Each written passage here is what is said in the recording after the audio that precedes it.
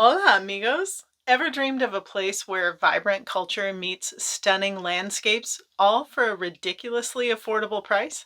Then join me on this exciting journey as I explore the hidden gem of Antigua, Guatemala. Hi, my name is Nicole. Welcome to my channel, Travel to Money. I'm all about discovering amazing destinations without breaking the bank. And let me tell you, Antigua is about to explode your budget-friendly travel dreams. From indulging in mouth-watering food at great prices to marveling at ancient ruins to getting lost in the charm of cobblestone streets lined with colorful colonial buildings, Antigua offers an unforgettable experience for every type of traveler. But wait, there's more. I'm not just here to show you the beauty of Antigua. I'm also going to share all my budget-saving tips and tricks so you can experience this magic for yourself. We're talking affordable accommodation, hidden local gems, and great activities that will leave you speechless. And hey, if you're feeling adventurous, you can even climb a freaking volcano. So buckle up, get ready for some Guatemalan goodness, and let's explore Antigua, Guatemala on a budget. In January of 2024, I took off for Guatemala. Unlike my normal travels where I'm working remotely, I was actually there for my job. I hadn't done any of the planning, and I'd never been to Guatemala before, so I had no expectations, good or bad. I didn't book my flight for this trip, but when I was putting together the info for this video, I thought I'd take a look at flights on my favorite flight search engine. Anytime you're looking for flights, check out the link in my bio. It's always my first stop for the best deals, and speaking of deals, you're not going to believe this. I just searched for a one-way trip and selected a Monday less than a week from now from Orlando, Florida to Guatemala City, Guatemala. There's a direct flight for $56. $56. I think I need to plan a trip back sooner than I was thinking. So Guatemala City has the only international airport in the country. Wherever you're flying from, that's likely the airport you'll want to choose. Now, parts of Guatemala are known for poverty and lack of safety, but Antigua, Guatemala is another story.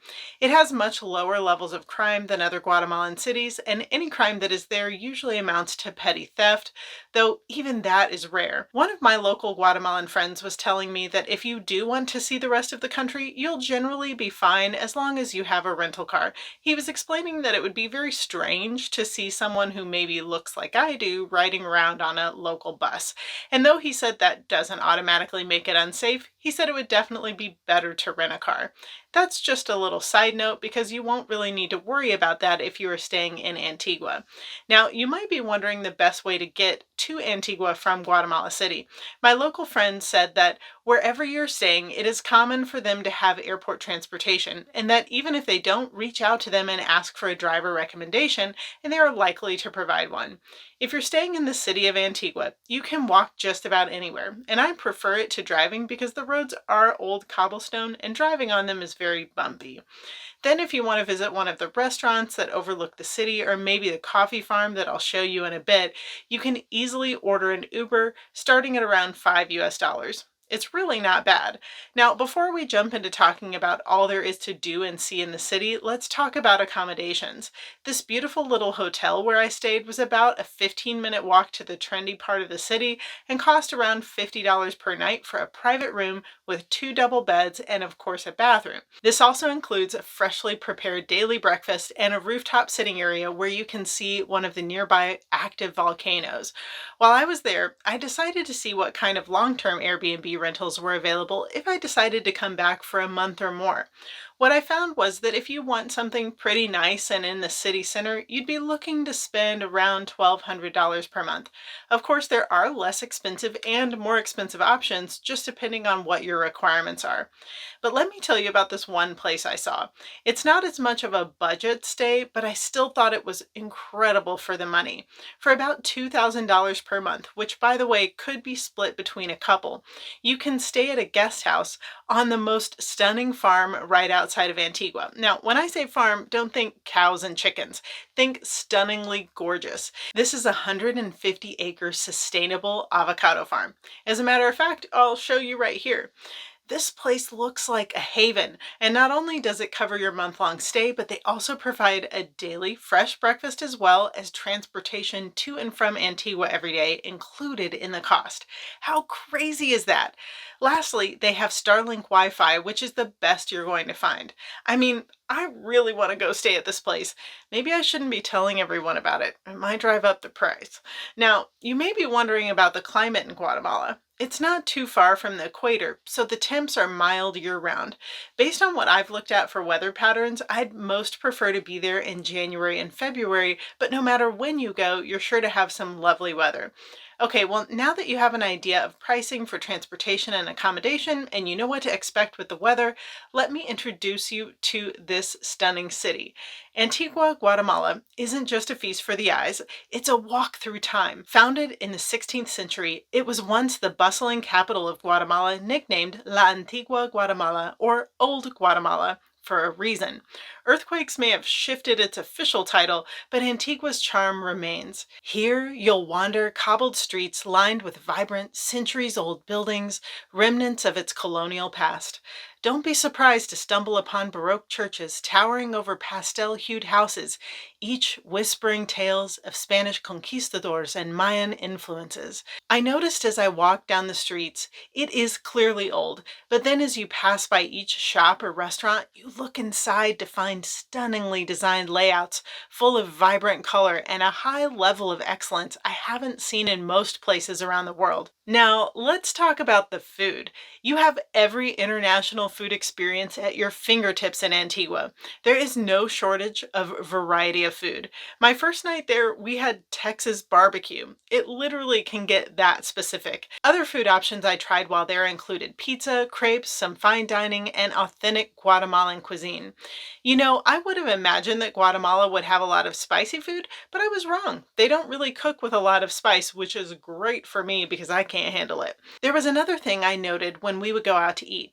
I don't remember the last time I was anywhere in the world where the customer service was as consistently good as it was in Guatemala. It was spot on every time, and I think some of that is just the culture. Guatemalans are so friendly and kind. There were two really awesome restaurants we visited that had crazy beautiful views. One was the fine dining restaurant with stunning art throughout the grounds and views of the volcanoes called El Tenedor del Cerro.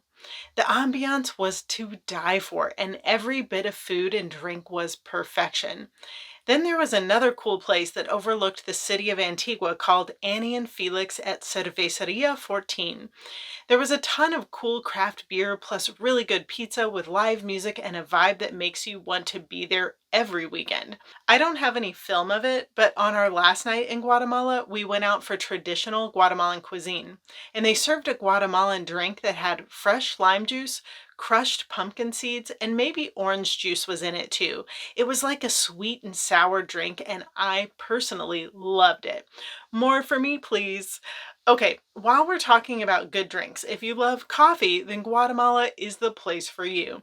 While we were there, we got to visit a coffee farm. It was around $3 for entry, and you could walk just about anywhere on the grounds. You can learn about the history of coffee, not just in Guatemala, but around the world. See the process all the way from the coffee cherries to your cup. Not only was there a lot to learn about coffee, but you can also visit the chocolate shop to learn about the process of making fine chocolate. And after you're done touring the grounds, stop in the beer garden for a lovely afternoon drink.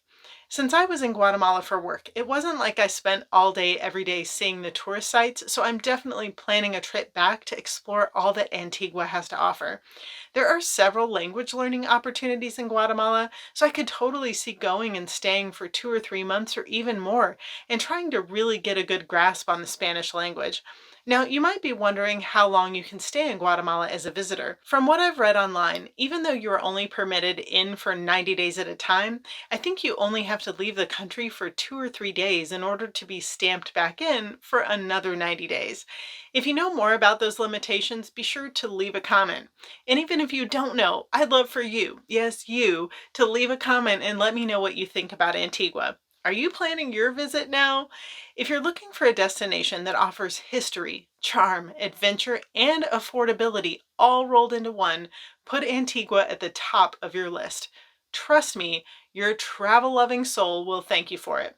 Remember, amigos, travel doesn't have to break the bank, and sometimes the greatest treasures are found in the most unexpected places. Adios, Antigua. Do me a huge favor, like this video and subscribe to join me every day, where travel and adventure build financial freedom. I can't wait to see where your dreams will take you.